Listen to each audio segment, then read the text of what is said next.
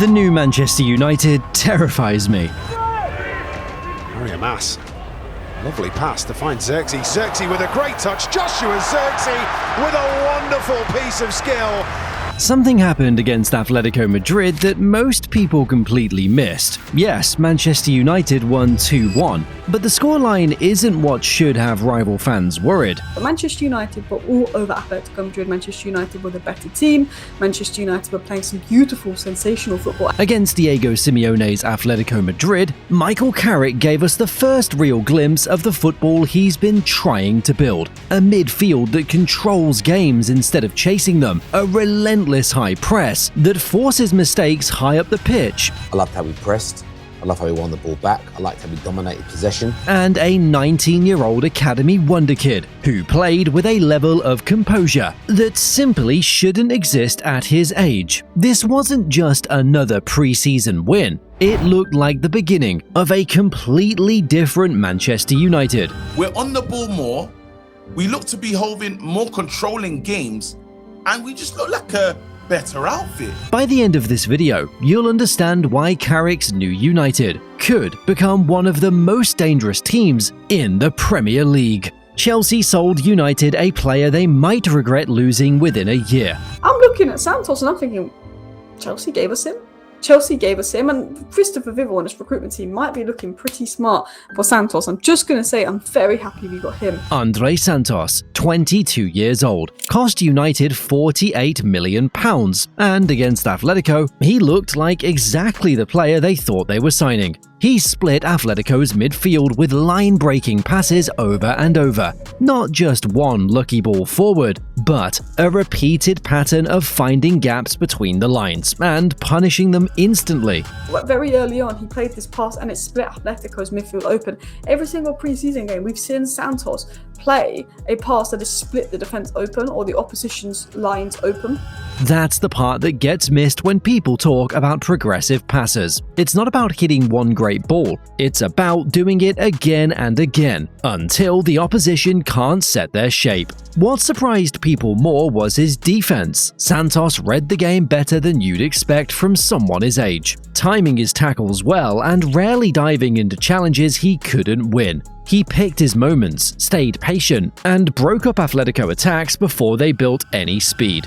This guy comes into the game, it's like he knows how to shield the defense, but he plays forward and he picks his moments. For a 22-year-old just arriving in a new team, that kind of discipline isn't something you usually see this early. Next to him, Mason Mount looked like a different player, deployed in a deeper role instead of the number 10 spot that swallowed him for 2 seasons. Mount finally had room to work. He took touches on the half-turn, moved the ball forward with purpose, and looked comfortable receiving under pressure in ways he hadn't since his Chelsea days. Dropping him deeper freed him from the weight of replacing Bruno Fernandes, a comparison that never made sense and never will. Together, Santos and Mount built something United haven't had in years: real interchange play. One touch, two touch, quick combinations through the middle that pulled Atletico's midfield apart. He swept up really well. I think him and Santos sort of complement each other nicely, and he's slightly more advanced of the two, isn't he? Santos will drop into the defence a little bit.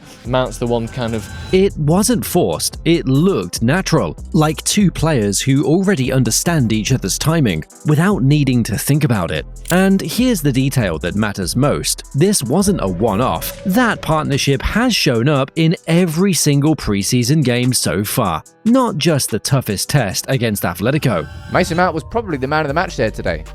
Alongside Santos, it's been those two in midfield so far this pre-season. Consistency across different opponents and different game states is the real signal, not a flashy 20-minute spell against tired legs. But as good as Santos and Mount were, neither of them was the best player on the pitch that day. The player who actually stole the show wasn't one of the expensive signings at all. Shea Lacey is 19 years old, and his numbers from that game read like a player twice his age. 72% pass accuracy, 100% shot accuracy, 7 recoveries, and a penalty won through nothing but his own footwork. Those aren't the numbers of a squad player getting a few minutes to justify his place on the bench. Those are the numbers of someone controlling large stretches of a match against the Diego Simeone side that doesn't hand out easy possession.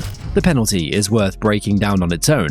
Lacy picked the ball up just outside the box, shifted his weight one way with a quick body feint, and the Atlético defender bought it completely. One touch later, the space opened up, and the defender had no choice but to bring him down. There was no luck in it. That's a manufactured moment. Built from footwork most players his age haven't even started training yet, let alone executing under pressure in front of a stadium. People keep reaching for the Phil Foden comparison, and watching him move, it's easy to see why. To me, he looks like a good young Phil Foden. I think that's the way he plays the game, and there's nothing wrong with that. Lacy can build his own career. He plays with a low center of gravity that makes him hard to knock off the ball, and his control in tight spaces lets him take a touch that most defenders can't read in time. But the part that stands out more than any of that is the calm. He doesn't play like someone trying to prove he belongs. He plays like someone who already knows he does, and that kind of composure at 19 usually takes years to develop, if it shows up at all. Lacy's come through the youth setup, and I think, he's not an established first team player, and yet I think he was the best player on the pitch for both teams. Carrick has trusted him with the number 10 role twice now, and that's not a small detail.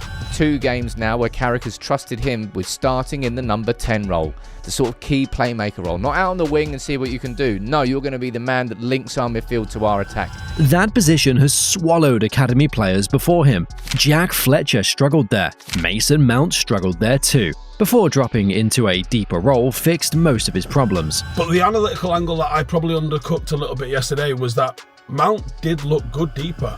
Nobody at United has looked fully comfortable replacing Bruno Fernandes in recent memory. Lacy is the first one who's looked like he belongs in that shirt without shrinking under the weight of it. If you're trusted to play centrally against Atlético Madrid, a Simeone side known for its, pressing and defensive capabilities, you must be impressing the coaching staff. That matters beyond pre-season bragging rights. Bruno Fernandes is United's best player, and he's also had injury spells that left the number 10 role empty with no real answer. If Lacy keeps developing at this rate, United suddenly have insurance they didn't have 12 months ago. That's not a small problem solved. That's a problem most Premier League clubs would kill to have solved for free. And this isn't a one-game story either. This is the 3rd straight preseason match where Lacy has been the standout performer. Not just a bright substitute appearance. Wrexham, Rosenborg, now Atlético Madrid. Different opponents, different game states, same result. That pattern is what turns a promising cameo into a real conversation about first team minutes. He's really putting his hand up to say that he could be a decent rotation option from the right-hand side, then also could play in that number 10 whenever we potentially needed him as well. None of what Santos, Mount and Lacy did in midfield happens in isolation though. It only works because of what United were doing without the ball, and that's where Carrick made his boldest call of the entire preseason. Carrick just brought back a tactic he'd actually abandoned in the final 2 months of the last season. Back then, United sat compact, stayed narrow, and looked to counter rather than force the issue. Against Atlético, that approach flipped completely. United pressed high up the pitch, engaging Simeone's players the moment they had the ball, instead of waiting for them to make the first move. That pressure directly produced the second goal. Fletcher read the pass, stepped in front of it, and cut the ball back for Mbeumo to finish. Against Atlético today, when they had the ball, we were trying to make them make mistakes, and ultimately it led to the second goal, didn't it, where Fletcher did well to intercept it and cut it back to Mbeumo. That's not a lucky turnover. That's a designed trap, built from players pushing up together and daring Atlético to play through it. The problem is what sits behind that press. The reason why it's making me nervous, he has this pressing idea from goal kicks as a 4-2-4.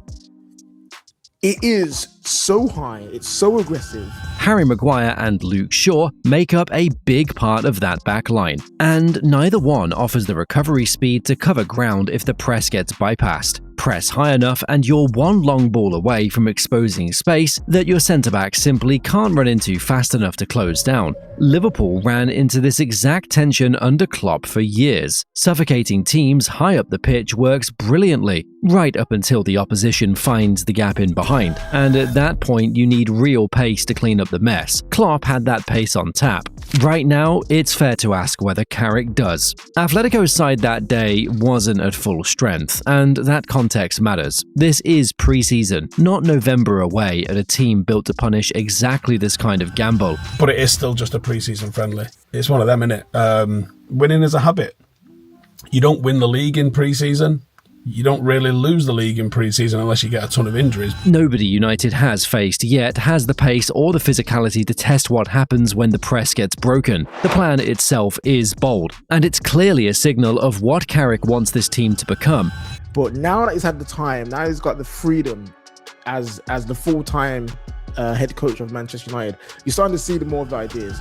But bold and tested are two different things, and right now, this version of United hasn't faced anyone capable of making them pay for it. 3 academy graduates and a rebuilt midfield don't win titles on their own, and nobody sensible is claiming they do. Pre-season form has fooled better teams than this one before. But the real question isn't whether United beat Atletico Madrid in Stockholm, it's whether Carrick has found something the Premier League hasn't seen from this club in years, an actual identity, instead of a rotating cast of expensive signings, hoping to figure it out together. And the giant that has been sleeping for over 13 years is beginning to twitch. And when he wakes up, and that might be next season, the world is going to tremble. That question doesn't get answered in pre-season.